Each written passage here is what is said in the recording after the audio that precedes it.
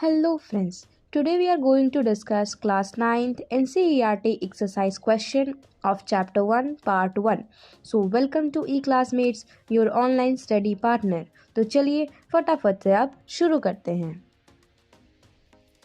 अब हम लोग देखते हैं question number 1। Okay, convert the following temperature to the Celsius scale. ठीक है, यहाँ पे जो भी हमको टेम्परेचर दिए हुए हैं इसको हम लोगों को सेल्सियस में चेंज करना है। ठीक है, तो ऐसा ही क्वेश्चन हम लोगों ने इनटेक्स्ट में भी बनाया था। इनटेक्स्ट क्वेश्चन में भी सेम ऐसा ही क्वेश्चन थे, बट डाटा यहाँ पे अलग अलग थे। तो वहाँ पे भी हम लोगों ने इस चीज को देखा था कि कितने टाइप्स ऑफ मेजरिंग स्केल्स होते हैं टेम्परेचर के, और किस तरीके से हम लोग फॉर्मूले को यूज करते हुए एक स्केल से हम लोग दूसरे स्केल में उसका कन्वर्जन करते हैं, यानी कि उसका ट्रांसफॉर्मेशन करते हैं। ठीक है, तो अगर अभी तक आप लोगों ने उस वीडियो को नहीं देखा है तो प्लीज जाइए और उस वीडियो को एक बार विजिट कीजिए। ठीक है, तो यहाँ पे हम लोग समझते हैं इस क्वेश्चन को। तो सबसे पहले हम लोग इस चीज को देखते हैं कि कितने टाइप्स ऑफ मेजरिंग स्केल्स होते हैं टेम्परेचर के लिए। ठीक है, तो सबसे पहला होता है सेल्सियस स्केल। ठीक है, ये हम लोग मोस्ट कॉमनली यूज करते हैं। हम लोग अगर डेली वेदरिंग के बारे में अगर पता करते हैं कि आज का टेम्परेचर कितना है, ठीक है, कल कितना होने वाला है, तो वो सारी टेम्परेचर हम लोग किसमें देखते हैं, डिग्री सेल्सियस में ही देखते हैं, क्योंकि ये हम लोग यूजुअली हमेशा इसी स्केल को हम लोग यूज करते हैं। ठीक है, जो नेक्स्ट होता है वो होता है फ़ारेनहाइट स्केल, दैट इज इसको हम लोग डिग्री फ़ारेनहाइट से डिनोट करते हैं। ठीक है, और जो थर्ड स्केल होता है वो होता है केल्विन, जिसको हम लोग के से डिनोट करते हैं। ठीक है, लेकिन अगर हम लोग बात करें एसआई यूनिट ऑफ टेम्परेचर तो वो होता है kelvin. Kelvin is the SI unit of the temperature, वो सेल्सियस और फ़ारेनहाइट नहीं होता है।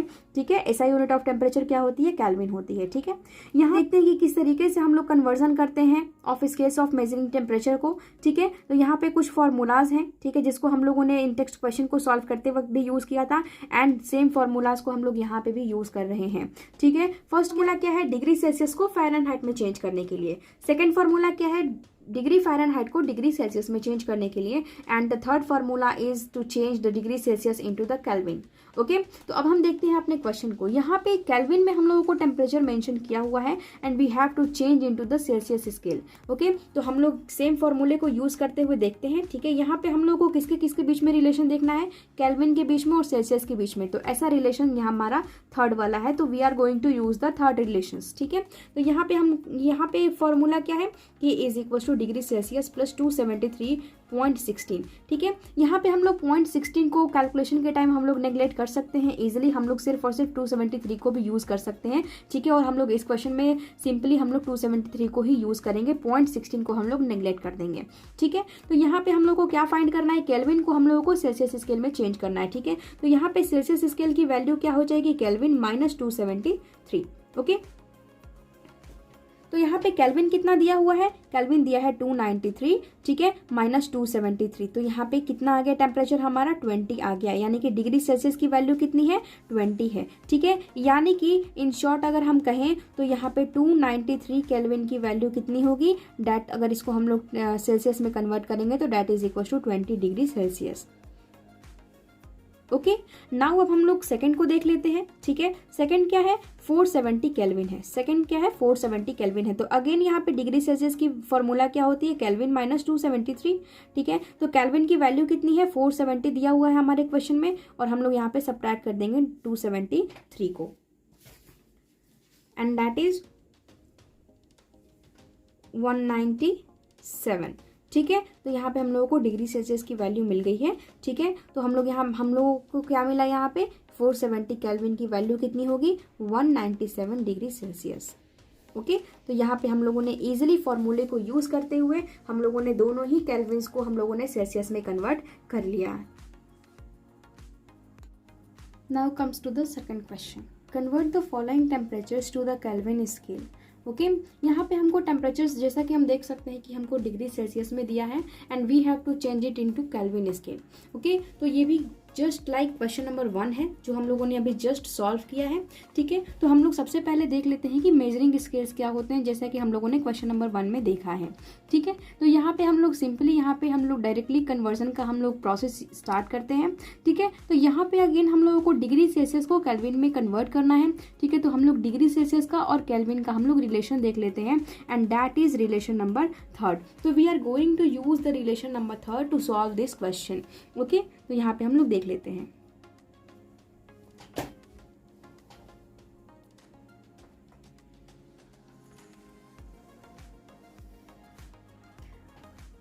तो यहाँ पे हम लोग देखते हैं इसको। ठीक है, यहाँ पे फॉर्मूला क्या है, kelvin is equal to degree Celsius plus 273, जैसा कि हमने पहले भी वीडियो में हम लोगों ने डिस्कस किया था और हम लोगों ने इसके जस्ट पहले वाले क्वेश्चन में भी हम लोगों ने डिस्कस किया है कि यहाँ पे जो पॉइंट 16 है उसको हम लोग इजिली नेग्लेक्ट कर सकते हैं क्वेश्चन को सॉल्व करते टाइम। ठीक है, तो यहाँ पे हम लोग को केल्विन फाइंड करना है, तो डिग्री सेल्सियस जो भी हमको दिया रहेगा उसमें 273 प्लस कर देंगे तो वो हमारा केल्विन में कन्वर्ट हो जाएगा। ठीक है, तो हम लोग सबसे पहले क्वेश्चन को देखते हैं, that is 25 degree Celsius. Okay, तो यहाँ पे केल्विन क्या होता है, kelvin is equal to degree Celsius plus 273 होती है। ठीक है, डिग्री सेल्सियस कितना दिया है, 25 degree Celsius plus 273 and that becomes 298।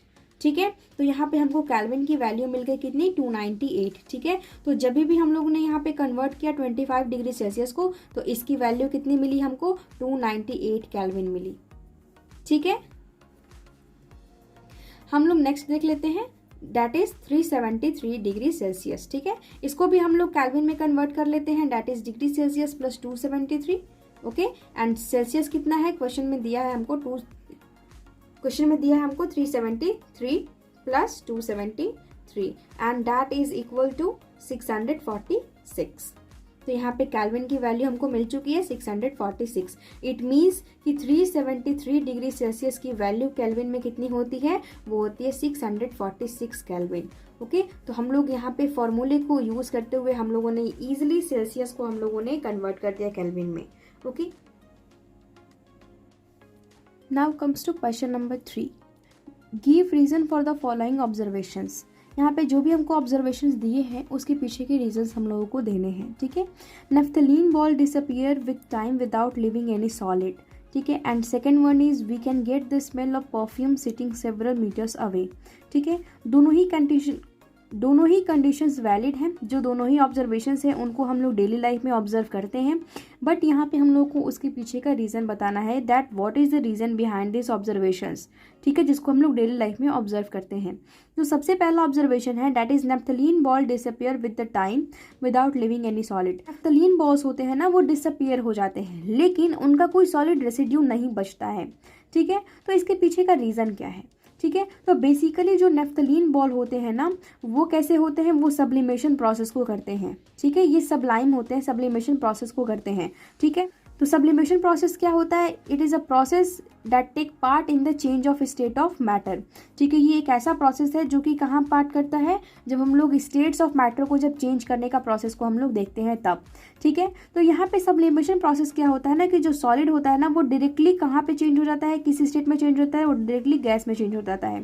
ठीक है, ये लिक्विड में चेंज नहीं होता है, डायरेक्टली सॉलिड टू गैस हो जाता है। ठीक है, इसका ईजी एग्जाम्पल हम लोग अपने घर में भी देख सकते हैं, जो कैम्फर होता है यानी कि जो कपूर होता है, ठीक है, वो भी सब्लिमेशन प्रोसेस को ही शो करता है, क्योंकि जो कैम्फर होता है वो सॉलिड स्टेट में होता है। ठीक है, लेकिन जैसे ही हम लोग उसको बर्न करते हैं ना, वो लिक्विड में कन्वर्ट नहीं होता है, वो डायरेक्टली वेपर बन के वो गैसेज में मिक्स हो जाते हैं। ठीक है, यानी कि जो कैम्फर है वो डायरेक्टली सॉलिड टू किस में कन्वर्ट हो रहा है, गैसेज में कन्वर्ट हो रहा है। ठीक है, तो जो नेफ्थलीन बॉल्स होते हैं ना, ये भी सब्लिमेशन प्रोसेस को कहीं ना कहीं शो करते हैं। ठीक है, और ये भी क्या करते हैं, ये डिसअपियर हो जाते हैं। डिसअपियर होने का मतलब कि वो वेपर्स बन जाते हैं, यानी कि वो गैसेज बन जाते हैं, वो लिक्विड में ट्रांसफॉर्म नहीं होते हैं। इसकी वजह से वहाँ पे कोई भी सॉलिड रेसिड्यू उनका नहीं मिलता है। ठीक है, नेक्स्ट हम लोग देख लेते हैं, we can get the smell of perfume sitting several metres away. ठीक है, जैसे कि हम लोग देखते हैं डेली लाइफ में जो भी परफ्यूम्स वगैरह हम लोग यूज़ करते हैं वो काफ़ी दूर तक ही स्मेल करने लगता है। हम लोग को परफ्यूम को स्मेल करने के लिए उसके क्लोजर नहीं जानी पड़ती, बहुत दूर से ही उसकी स्मेल हम लोग को आ जाती है। इसके पीछे का रीज़न क्या है। ठीक है, तो जो परफ्यूम्स होते हैं ना, उसमें जो मेजर अमाउंट ऑफ केमिकल होते हैं, ठीक है, जो मेजर अमाउंट में प्रेजेंट होते हैं ना, उसको बेसिकली हम लोग सॉल्वेंट कहते हैं। कोई भी सॉल्यूशन होता है जिसमें जो मेजर अमाउंट में होता है उसको हम लोग सॉल्वेंट कहते हैं, और जो माइनर अमाउंट में होता है उसको सॉलिड कहते हैं। ठीक है, इन सारी चीज़ों को हम लोगों को अगले चैप्टर्स में पढ़ने हैं। ठीक है, तो हम लोग यहाँ पे फिलहाल देखते हैं परफ्यूम्स के बारे में। तो जो परफ्यूम्स में जो केमिकल्स होते हैं जो मेजर अमाउंट में होते हैं, यानी कि जो सॉल्वेंट होते हैं, वो वोलाटाइल इन नेचर होते हैं। ठीक है, इसके कहने का मतलब क्या है कि जो पार्टिकल्स है ना वो काफ़ी ज़्यादा डिफ्यूज़ करते हैं, डिफ्यूज़ फास्टर। ठीक है, डिफ्यूज़ का मतलब क्या है कि वो बहुत ही ज़्यादा एयर में जल्दी मिल जाते हैं और वो काफ़ी दूर तक मतलब कि ट्रैवल करते हुए चले जाते हैं। ऐसा क्यों होता है, इसके पीछे का रीज़न अगर हम लोग समझना चाहें तो वो भी काफ़ी ज़्यादा इजी है। That is the particle nature of the gaseous state. ठीक है, क्योंकि परफ्यूम्स भी क्या होते हैं, बेसिकली वो लिक्विड फॉर्म में होता है। कोई परफ्यूम्स जो होते हैं वो लिक्विड फॉर्म में होते हैं, लेकिन जैसे ही हम उसको स्प्रे करते हैं, जैसे वो बाहर आते हैं, वो गैसेस फॉर्म में बन जाते हैं। ठीक है, तो यहाँ पे जो क्या होते हैं, गैसेस ही बेसिकली फिलअप होते हैं, लेकिन उसको कंप्रेस कर दिया जाता है ताकि वो लिक्विड में चेंज हो जाए। ठीक है, और कुछ कुछ परफ्यूम्स ऐसे होते हैं जो गैसेस फॉर्म में ही होते हैं उस बॉटल के अंदर। ठीक है, तो बेसिकली जब हम लोग उसको स्प्रे करते हैं तो वो गैसेस फॉर्म में आ जाते हैं बाहर। ठीक है, और गैसेस के पास क्या होते हैं, पार्टिकल नेचर में उनकी जो पार्टिकल्स के बीच में जो स्पेस होती है ना, वो काफ़ी ज़्यादा होती है, और यही वो रीज़न है कि इनके जो पार्टिकल्स है ना, उनको डिफ्यूज़ होने के लिए बहुत ही ज़्यादा स्पेस मिलता है, इसलिए इनके पार्टिकल्स काफ़ी फास्टर रेट से डिफ्यूज़ होने शुरू हो जाते हैं और वो काफ़ी दूर तक ट्रैवल करते हुए चले जाते हैं। ठीक है, तो यही रीज़न होता है कि हम लोग परफ्यूम को बहुत ही दूर से ही हम लोग को परफ्यूम की स्मेल आ जाती है, हम लोगों को ज़्यादा क्लोजर उसके जाने की ज़रूरत नहीं पड़ती है। Okay, now comes to question number 4. Arrange the following substances in increasing order of forces of attraction between the particles water, sugar and oxygen. Okay, यहाँ पे जो भी हमको यहाँ पे सब्सटेंसेस दिए हैं, दैट इज़ वाटर, शुगर और ऑक्सीजन, इनको हमको इंक्रीजिंग ऑर्डर में अरेंज करना है, और वो इंक्रीजिंग ऑर्डर का जो बेस है वो क्या है, वो है forces of attraction between the particles. ठीक है, तो जैसा कि हम लोग जानते हैं कि ये सारे क्या हैं, कोई भी सब्सटेंस जिसका कोई मास होता है वो सारे क्या होते हैं, वो मैटर्स होते हैं। एंड हम लोग जानते हैं कि जो मैटर्स होते हैं वो मेड अप ऑफ पार्टिकल्स होते हैं, एंड वेरी टाइनी पार्टिकल्स, जो कि हम लोगों को नेकेड आई से भी विजिबल नहीं हो पाते हैं।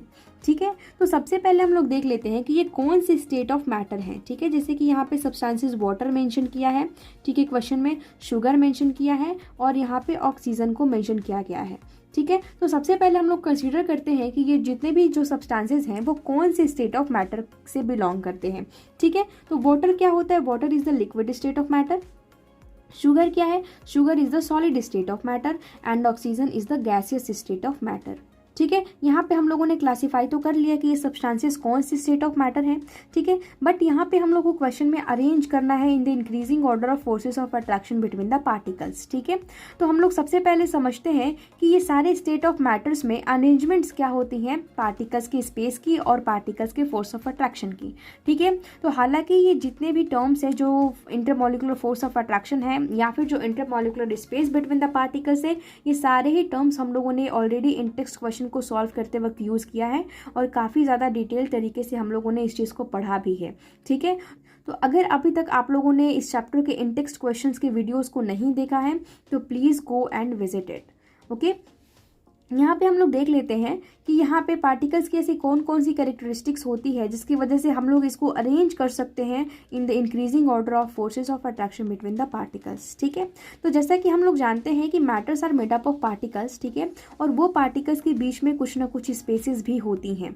ठीक है, and that spaces is known as intermolecular spaces. ठीक है, that is known as IMS। ठीक है, इसको हम लोग इंटर पार्टिकल स्पेस भी कहते हैं, दैट इज IPS, हम लोग इंटर पार्टिकल स्पेस भी कहते हैं। ठीक है, और जो इंटरमॉलिकुलर स्पेस होता है वो इन्वर्सली प्रोपोर्शनल होता है किसके, IMF के, that is equal to intermolecular force of attraction, जिसके बारे में क्वेश्चन ने हमसे पूछा है। ठीक है, तो यहाँ पे हम लोग को एक रिलेशन पता है। ठीक है, इस रिलेशन के कहने का मतलब क्या है कि कोई स्टेट ऑफ मैटर जिसमें कि इंटरमॉलिकुलर स्पेस ज़्यादा है, इसका मतलब कि उस स्टेट ऑफ मैटर में उसका intermolecular force of attraction particles के काफ़ी ज़्यादा कम होंगे। ठीक है, या फिर अगर कोई स्टेट ऑफ मैटर ऐसा है जिसके बीच में इंटरमॉलिकुलर जो स्पेसेस हैं वो कम है, यानी कि उस स्टेट ऑफ मैटर के पार्टिकल्स के पास इंटरमॉलिकुलर फोर्स ऑफ अट्रैक्शन काफ़ी ज़्यादा होंगे। ठीक है, तो हम लोग देखते हैं कि कौन से स्टेट ऑफ मैटर में इंटरमॉलिकुलर स्पेस ज़्यादा होता है और या फिर कम होता है। ठीक है, तो हम लोग यहाँ पे इंटरमॉलिकुलर स्पेस के अकॉर्डिंग यहाँ पे इंक्रीजिंग ऑर्डर में हम लोग अरेंज करेंगे।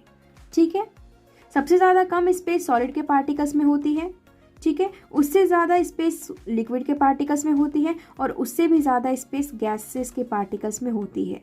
ठीक है, तो हम लोगों ने यहाँ पे IMS के अकॉर्डिंग हम लोगों ने यहाँ पे अरेंज कर दिया है सॉलिड, लिक्विड और गैसियस स्टेट ऑफ मैटर को। ठीक है, और जैसा कि हम लोगों ने अभी तुरंत यहाँ पे देखा है कि that IMS is inversely proportional to the IMF, यानी कि यहाँ पे क्या है, यहाँ पे हम लोगों ने इंक्रीजिंग ऑर्डर में यहाँ पे अरेंज किया है। सॉलिड में इंटरमॉलिकुलर स्पेस कम है as compare to the liquid, and liquid में इंटरमॉलिकुलर स्पेस कम है as compare to the gases. ठीक है, तो अगर सॉलिड में इंटरमॉलिकुलर स्पेस कम है, दैट मीन्स कि सॉलिड के पास IMF क्या होगा, ज़्यादा होगा, क्योंकि ये दोनों ही इन्वर्सली प्रोपोर्शनल के रिलेशन में होते हैं। तो अगर यहाँ पे हम लोग IMF के अकॉर्डिंग देखें तो सबसे ज़्यादा इंटरमॉलिक्यूलर फोर्स ऑफ अट्रैक्शन किस में होता है, सॉलिड में होता है, देन उसके बाद लिक्विड में होता है, और सबसे ज़्यादा कम intermolecular force of attraction gaseous state of matter में होता है। ठीक है, तो यहाँ पे हमको क्या अरेंज करना है, इंक्रीजिंग ऑर्डर में अरेंज करना है कि किसके पास फोर्स ऑफ अट्रैक्शन सबसे कम है, फिर उसके पास किससे ज़्यादा है, और फिर उसके पास किससे ज़्यादा है। ठीक है, तो यहाँ पे अगर हम लोग स्टेट्स ऑफ मैटर के अकॉर्डिंग अगर हम यहाँ पे IMF को अरेंज करें इन द इंक्रीजिंग ऑर्डर, तो क्या होगा, सबसे ज़्यादा कम गैसेज में है, फिर लिक्विड में है, ठीक है, एंड देन सबसे ज़्यादा किस में है, सॉलिड में है। ये होता है अरेंजमेंट IMF के अकॉर्डिंग जो हम लोगों ने यहाँ पे अभी जस्ट पढ़ा है। ठीक है, तो यहाँ पे जो भी सब्सटेंसेस हमको दिए हुए हैं, यहाँ पे गैसियस स्टेट में कौन है, ऑक्सीजन है, यानी कि ऑक्सीजन के पास सबसे ज़्यादा कम इंटरमॉलिक्यूलर फोर्स ऑफ अट्रैक्शन होगा। देन लिक्विड स्टेट में क्या है, वाटर है, इसका मतलब कि इससे ज़्यादा फोर्स ऑफ अट्रैक्शन वाटर में होगा, एंड सॉलिड के पास सबसे ज़्यादा होगा, और सॉलिड में यहाँ पे क्या है, हमको सब्सटेंस दिया है क्वेश्चन में, शुगर दिया है। ठीक है, तो इस तरीके से हम लोगों ने इन मैटर्स की प्रॉपर्टीज़ को समझते हुए इस क्वेश्चन को हम लोगों ने सॉल्व कर लिया कि इंक्रीजिंग ऑर्डर में किस तरीके से हम लोग ये सारे सब्सटेंसेस को अरेंज करेंगे। ठीक है, in order of the force of attraction between the particles. Now comes to question number 5. What is the physical state of water at 25 degree Celsius, 0 degree Celsius and 100 degree Celsius. ठीक है, तो यहाँ पे हमको temperature दिया हुआ है और हमको बताना है कि इन सारे टेम्परेचर्स पे वाटर की फिजिकल स्टेट क्या होगी। ठीक है, यहाँ पे जब भी हम लोग फिजिकल स्टेट्स के बारे में बात करते हैं तो सबसे पहले हमारे दिमाग में 3 स्टेट्स आते हैं, दैट इज सॉलिड, लिक्विड और गैस। ठीक है, तो हमको बताना है कि ये सारे गिवन टेम्परेचर्स पे वाटर कौन से स्टेट में प्रेजेंट होगा। ठीक है, तो सबसे पहले देखते हैं 25 डिग्री सेल्सियस को। ठीक है, तो हम लोग सबसे पहले 25 डिग्री सेल्सियस को कंसीडर करते हैं। ठीक है, तो जैसा कि हम लोग जानते हैं, इस चैप्टर में हम लोगों ने ऑलरेडी पढ़ा है कि वाटर के केस में कुछ टेम्परेचर होते हैं, that is boiling point temperature. ठीक है, वाटर की एक बॉइलिंग पॉइंट टेम्परेचर होती है। ठीक है, एंड ये किसके इक्वल होती है, ये होती है 100 डिग्री सेल्सियस के इक्वल। ठीक है, और वाटर की एक दूसरी टेम्परेचर होती है, that is freezing point temperature. ठीक है, कि वो किस टेम्परेचर में वो फ्रीज हो जाता है। ठीक है, इसी को हम लोग बोलते हैं फ्रीजिंग पॉइंट टेम्परेचर, एंड ये किसके इक्वल होता है, ये होता है 0 डिग्री सेल्सियस के इक्वल। ठीक है, यही हम लोग अगर सॉलिड के टेम्परेचर्स को देखें तो सॉलिड में क्या होता है, सबसे पहले होता है मेल्टिंग पॉइंट टेम्परेचर, यानी कि जब सॉलिड मेल्ट होता है तो वो किस में कन्वर्ट होता है, वो लिक्विड में कन्वर्ट होता है। ठीक है, तो यहाँ पे ये भी जो टेम्परेचर है वो कहीं ना कहीं लिक्विड से रिलेटेड है, that is melting point temperature, और ये कितनी होती है, ये होती है 0 डिग्री सेल्सियस। ये हम लोग सिर्फ लिक्विड के केस में यानी कि वाटर के केस में बात कर रहे हैं। यहाँ पे मेल्टिंग पॉइंट टेम्परेचर जो हम लोगों ने बात किया है, ये किसकी है, ये वाटर की है। ठीक है, यानी कि अगर कोई आइस है, ठीक है, तो वो आइस 0 डिग्री सेल्सियस पे वो वाटर में कन्वर्ट होना शुरू हो जाएगा, यानी कि वो आइस मेल्ट होना शुरू हो जाएगा एट 0 डिग्री सेल्सियस। ठीक है, लेकिन अगर वही वाटर है तो वो फ्रीज होना शुरू हो जाएगा कहाँ पे, वो 0 डिग्री सेल्सियस पे। यानी कि हम लोग यहाँ पे देख सकते हैं कि 0 डिग्री सेल्सियस पे वाटर फ्रीज होके सॉलिड बन जाएगा, और सॉलिड मेल्ट होके क्या बन जाएगा, वाटर बन जाएगा। ठीक है, तो यहाँ पे अब हम लोग अपने क्वेश्चन को यहाँ पे कंसीडर करते हैं। ठीक है, दैट इज 25 डिग्री सेल्सियस। तो 25 डिग्री सेल्सियस पे वाटर की क्या स्टेट होगी। ठीक है, तो यहाँ पे हम लोगों ने देखा कि टेम्परेचर 100 डिग्री सेल्सियस पे वो बॉयल होना शुरू हो जाता है। ठीक है, तो जब वो 100 डिग्री पे जब वो बॉयल होता है, यानी कि वो वेपर में चेंज होना शुरू हो जाता है, यानी कि वो गैसेस में कन्वर्ट होना शुरू हो जाता है। ठीक है, तो यहाँ पे 100 डिग्री सेल्सियस पे वो गैसेस में कन्वर्ट होना शुरू होता है। ठीक है, और वो 0 डिग्री सेल्सियस पे वो फ्रीज होना यानी कि सॉलिड में कन्वर्ट होना शुरू हो जाता है। ठीक है, बट ये 0 डिग्री और 100 डिग्री के बीच में 25 डिग्री बिलोंग करता है, तो इस वजह से यहाँ पे जो फिजिकल स्टेट ऑफ वाटर होगा, ये क्या होगा, ये लिक्विड स्टेट ऑफ मैटर होगा। क्यों, क्योंकि अभी तक ये नहीं फ्रीज हो पाएगा, क्योंकि फ्रीजिंग टेम्परेचर 0 डिग्री सेल्सियस होती है और बॉइलिंग टेम्परेचर 100 डिग्री सेल्सियस होती है, और जब तक वो 100 डिग्री सेल्सियस को रीच नहीं करेगा तब तक वो वेपर में कन्वर्ट नहीं होगा, दैट मीन्स कि वो गैसेज नहीं बनेगा। ठीक है, अब हम लोग देखते हैं second one, that is 0 degree Celsius.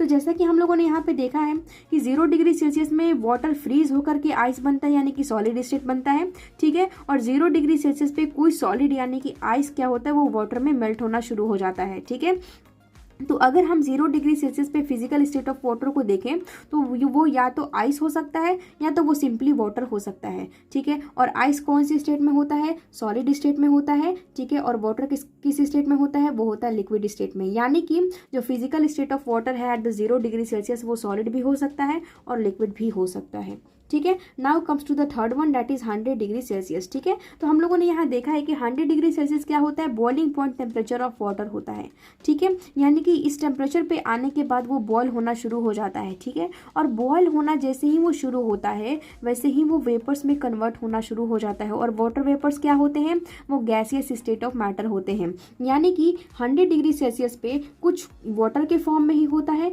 ठीक है, और कुछ वाटर वेपर के फॉर्म में वो बनना शुरू हो जाता है, ठीक है। तो वाटर क्या है, वाटर लिक्विड स्टेट है और वाटर वेपर क्या है, वो गैसियस स्टेट है, ठीक है। यानी कि 100 डिग्री सेल्सियस पे जो फिजिकल स्टेट ऑफ वाटर होता है वो लिक्विड होता है और गैसियस, ये दोनों ही बिहेवियर शो करता है, ठीक है। 0 डिग्री सेल्सियस पे सॉलिड और लिक्विड दोनों ही बिहेवियर होता है। डैट इज अगर हम बात करें आइस और दूसरी बात करें तो वाटर, ठीक है। आइस क्या है, आइस सॉलिड है और वाटर क्या है, लिक्विड है। और 25 डिग्री सेल्सियस पे क्या होता है, वो लिक्विड में ही रहता है।